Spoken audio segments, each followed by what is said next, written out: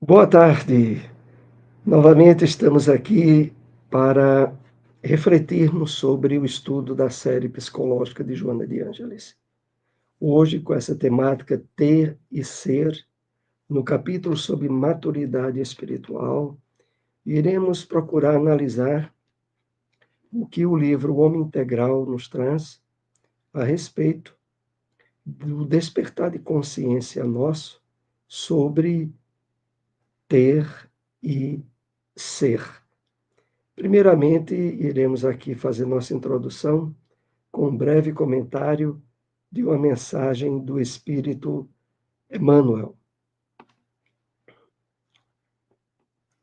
extraída do livro O Evangelho comentado por Emmanuel, comentário às cartas de Paulo, passagem de Gálatas, capítulo 5, versículo 25. Emmanuel nos traz esse texto. Quase sempre, quando se fala de espiritualidade, apresentam-se muitas pessoas que se queixam das exigências da carne, os desejos aviltantes, os impulsos deprimentes, a ingratidão, a má-fé, o traço do traidor, nunca foram da carne. Então vamos aqui fazermos alguns apontamentos para aprofundar o texto que Emmanuel nos traz. Então é interessante quando ele começa dizendo que não é de um grupo distanciado das questões religiosas, não. É quando se fala de espiritualidade. E aí muitas pessoas se manifestam expressando as exigências da carne. Essas exigências entendamos como a satisfação dos instintos, as questões de ordem da segurança material e uma série de questões geradoras de conflitos no comportamento daquele que está agora despertando para as realidades da vida espiritual. Mas Emmanuel ele é bem claro em especificar onde devemos buscar a origem desses conflitos. Porque ele diz: os desejos aviltantes, os impulsos deprimentes, a ingratidão, a má-fé, o traço do traidor, nunca foram da carne, porque são do espírito que temporariamente utiliza a carne como um instrumento de expressão na realidade material. Então, buscar justificativas nas questões da carne, assim como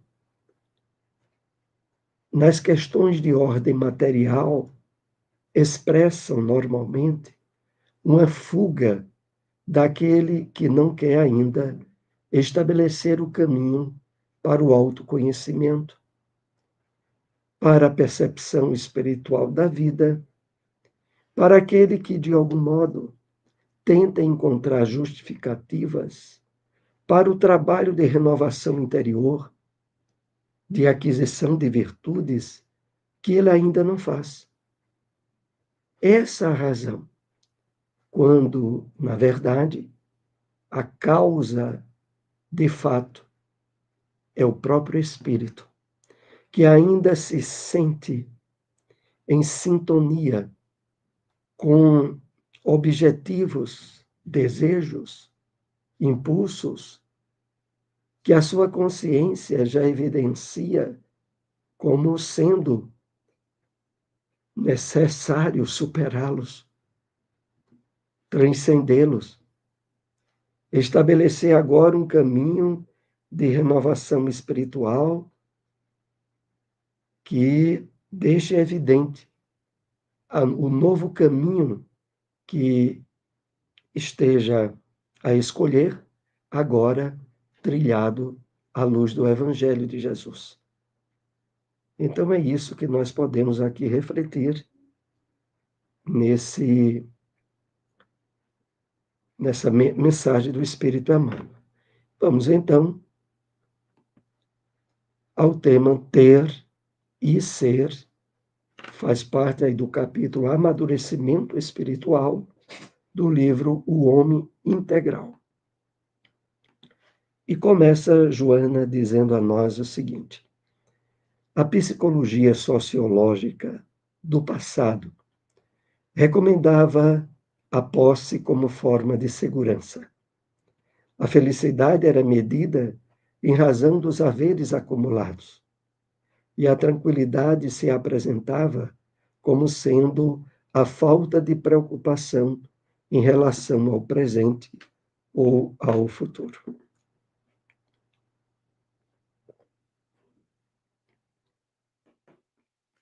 Entendamos, como ela deixa bem claro, que essa era a forma da psicologia do passado, muito ainda estruturada como sinônimo de superação de conflitos, de complexos e de problemas psicológicos na segurança de ordem material, na superação de ansiedades, de intranquilidades, atribuindo a essa causa questões pessoais ou materiais não resolvidas. E aí ela completa dizendo: e a tranquilidade se apresentava como sendo falta de preocupação em relação ao presente e ao futuro. É lógico que essa concepção ela já é superada, né, pela própria psicologia junguiana, como a que nós estamos estudando, a psicologia espírita que nos apresenta Joana de Ângeles. Aguardar uma velhice descansada, sem problemas financeiros, impunha-se como a grande meta a conquistar. A escala de valores mantinha como patamar a fortuna, como se a vida se restringisse a negócios, a compra e venda de coisas, de posições. Podemos dizer que, em termos de conceito popular, ainda permanece na cabeça de muitas pessoas esse tipo de alternativa como sendo a ideal para a aquisição da felicidade da criatura humana. Aguardar uma velhice descansada, né? Sem problemas financeiros, a grande meta a conquistar. Mas agora, nós que estamos despertando para a realidade espiritual da vida, não podemos endossar esse tipo de conceito. De modo nenhum a vida se restringe a negócios, compra e venda de coisas, a posições sociais, a transitoriedade material da vida. Cunhou-se o conceito irônico de que o dinheiro não dá felicidade, porém ajuda a consegui-la. O imediatismo substituiu os valores legítimos da vida e houve uma natural subestima pelos códigos éticos e morais, as conquistas intelectuais, as virtudes. E aqui Joana coloca muito bem parafraseado. É um conceito irônico, mentiroso, enganador, que aparentemente estabelecido em uma figura de linguagem de que o dinheiro não dá felicidade, porém ajuda a consegui-la. Esse tipo de expressão linguística é aquele tipo de axioma aonde se parte de um posicionamento verdadeiro para um posicionamento falso, mentiroso. Muito usado, inclusive, pelos espíritos desencarnados e em desequilíbrio, fomentadores de processos obsessivos, aonde, não poucas vezes, esse tipo de argumento é utilizado. Primeiro, a verdade. O dinheiro não dá felicidade. De fato, não dá. Principalmente quando nós entendemos felicidade bem colocada no Livro dos Espíritos. Qual é a felicidade possível à criatura humana? A posse do indispensável, a consciência de dever cumprido, a fé no futuro. Essa é a felicidade de fato possível no mundo de provas e expiações. E aqui começa dizendo: dinheiro não dá felicidade. De fato, não dá. E quando entra o segundo propósito, porém ajuda a consegui-la, essa frase se torna mentirosa, e Joana bem coloca, irônica, porque, na verdade, o que se deseja nessa expressão é dar importância indispensável do dinheiro para se conseguir ser feliz. Mais adiante, Joana coloca: o imediatismo substituiu os valores legítimos da vida. E, de fato, vivemos numa sociedade materialista, imediatista, hedonista, voltada para o prazer em detrimento dos valores espirituais da vida. O prolongamento da idade infantil e mecanismos escapistas da personalidade faz que a existência pareça como um jogo. Os bens, como as pessoas, tornem-se brinquedos nas mãos de seus possuidores. Então, a causa por trás de tudo isso, Joana aqui vai começar a trabalhar conosco. É a imaturidade psicológica. É o prolongamento da idade infantil, estabelecida em mecanismos escapistas da personalidade. Entendamos aqui, mecanismos escapistas da personalidade. Em vez de procurar resolver os conflitos na raiz, que é o espírito, a individualidade que somos nós, as pessoas procuram facilmente atribuir seus desequilíbrios psicológicos, seus traumas e seus conflitos a causas exteriores. Busca identificar na infância, em alguma experiência que houve, e a questão espiritual é descartada. São esses os mecanismos escapistas da personalidade e que faz que a existência permaneça como um jogo. Porque, verdade, a vida encarada pela ótica materialista seria puramente um jogo, onde alguns têm sorte e outros têm azar, e não haveria motivos nenhum para as questões atinentes às provações, às expiações da criatura humana. Mas nós sabemos que não é assim. A vida não é um jogo e nem os bens ou as pessoas podem ser utilizadas como coisas ou brinquedos nos propósitos egoístas e desequilibrados da criatura humana. O amadurecimento psicológico equipa o homem de resistências contra os fatores negativos da existência, as ciladas do relacionamento social, as dificuldades do cotidiano.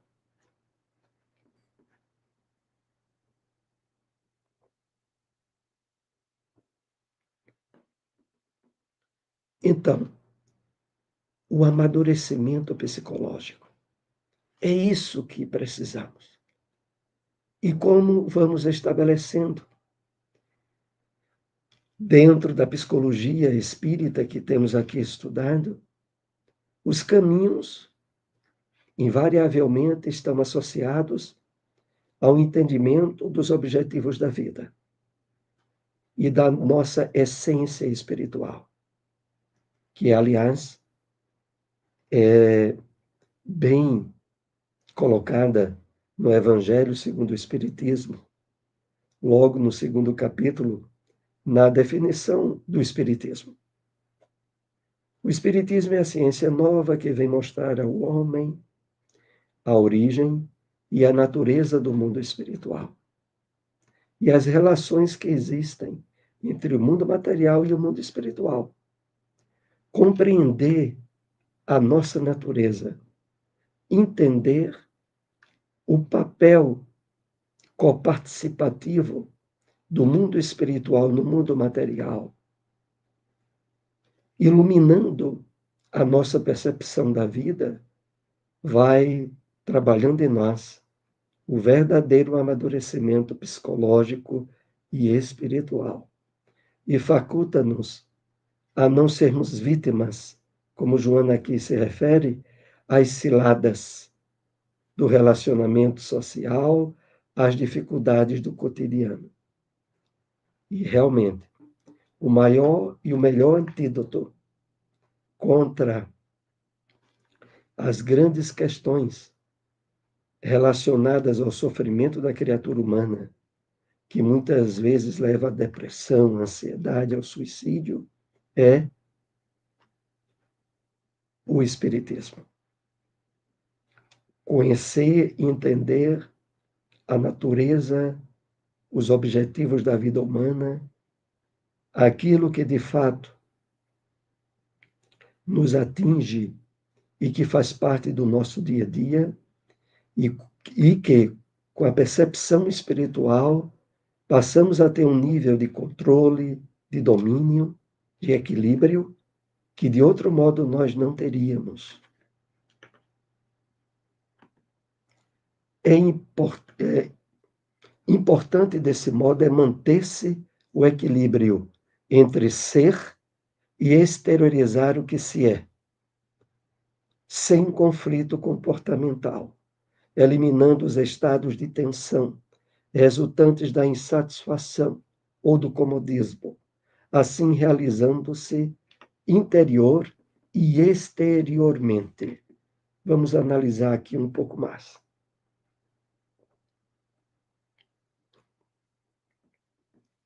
Então, manter o equilíbrio entre ser e exteriorizar-se o que se é. Eis a grande questão.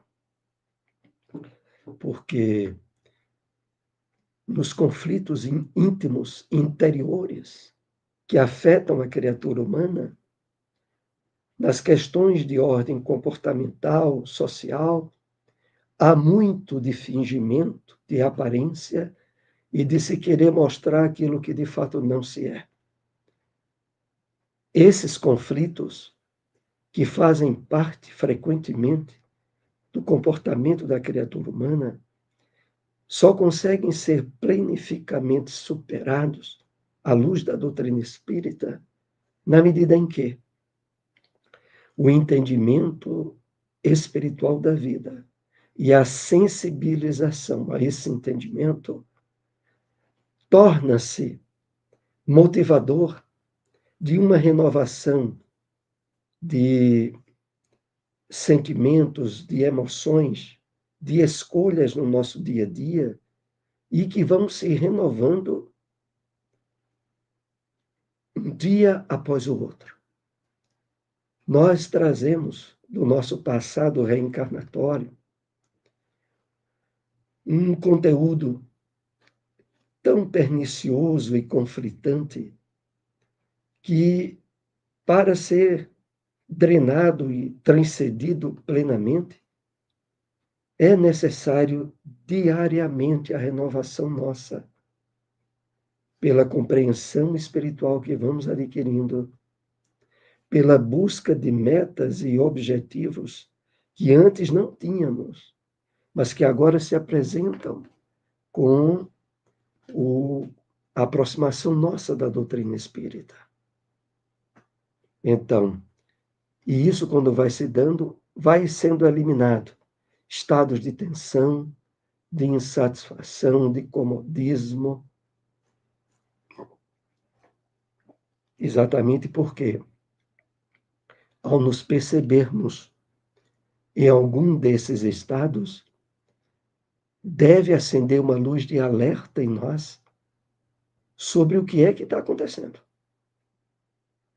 Porque é que mesmo usufruindo do conhecimento abençoado da doutrina espírita, eu me percebo em certos níveis de insatisfação, de conflitos, né, de desânimos ou de tristeza ou outros, e procurar a causa, não encontrando na realidade material em que estamos inseridos a busca de causas do nosso passado e das infiltrações espirituais doentias, que a todo momento podemos estar sendo vítimas.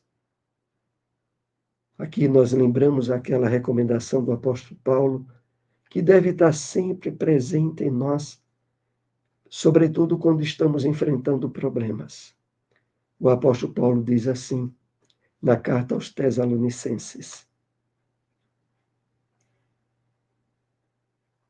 O apóstolo Paulo diz, regozijai-vos sempre. Estejais sempre em busca de um estado de felicidade e de paz interior que não seja afetado por questões transitórias ou materiais. Nesta luta entre o ego artificial, arquetípico, e o eu real, eterno e evolutivo, os conteúdos ético-morais da vida têm prevalência, devendo ser incorporados à conduta que os automatiza. Então, aqui Joana vai delineando isso que estávamos comentando há pouco. Nessa luta entre o ego artificial, arquetípico e o eu real. O eu real aqui é sinônimo do eu profundo, do si. Os conteúdos éticos morais da vida têm prevalência. Tem que ter maior valor, maior espaço no nosso dia a dia, devendo ser incorporados à conduta que os automatiza. De fato, à medida que estabelecemos hábitos novos, atitudes espirituais, uma nova maneira de interagir com as pessoas, conosco mesmos, isso vai no dia a dia abrindo portas para o estabelecimento do hábito do condicionamento, que a conduta os automatiza, como Joana aqui coloca. Os recursos são para o homem utilizá-los, em vez deste se lhes tornar servil, arrastado pelos famanazes dos interesses subalternos, que de auxiliares passa a condição de controladores, aprisionando aquele que parece conduzi-los. Então, a consciência de que os recursos materiais, de que as questões e situações transitórias da vida devem estar sob as rédeas, sob a condução do homem, e que ele não pode ser servil, escravo dessas questões transitórias, é imprescindível. Porque se isso não acontece, as questões materiais se tornam os donos nossos. E nós passamos a ser auxiliares ou escravos dessas questões, deixando-as que elas tornem-se controladoras de nós. Então, é aqui que vai se definindo essa questão do ter e ser, né? Prosseguindo. Não é a posse que o envelhece, é que o rebaixa, que o torna vil. Ela faculta-lhe o desabrochar dos valores inatos à personalidade. E os recalques, os conflitos em predominância assomam, prevalecendo-lhe no comportamento. Então é preciso estarmos bem conscientes disso. Não são as questões de ordem material que torna a pessoa vil, desprezível, mas sim a forma com que ela conduz esses valores. E esses valores apenas facultam o desabrochar dos valores inatos à personalidade, ou seja, a pessoa que, ao tornar-se proprietária de bens ou de exercer posições sociais elevadas, passa a expressar tirania, egoísmo aviltante, aquelas questões materiais apenas vieram manifestar o que já era parte do interior daquele espírito. E não se pode acusar elas como sendo as geradoras do comportamento envelhecedor, mas sim o próprio espírito que está manifestando, face às facilidades materiais que usufrui, aquilo que de ruim já trazia dentro de si. Eis aí a importância do amadurecimento psicológico do indivíduo, que lhe proporciona os meios de gerir os recursos sem se lhe submeter aos impositivos. Aqui, concluindo esse nosso estudo da tarde, Joana deixa bem claro: é imprescindível o amadurecimento psicológico nosso, para que estejamos habilitados a, sejam quais forem as situações da vida, geri-las, conduzi-las, sem se deixar por elas conduzir-se. Como dizia já o apóstolo Paulo, sei viver na abundância, sei viver na escassez. Aprendi a lidar com facilidades ou com dificuldades e não deixarei jamais de ser dirigidas por elas. Agradecemos a todos que nos acompanharam nesse estudo. Se possível, compartilhem essas informações. Até o próximo encontro. Uma boa tarde.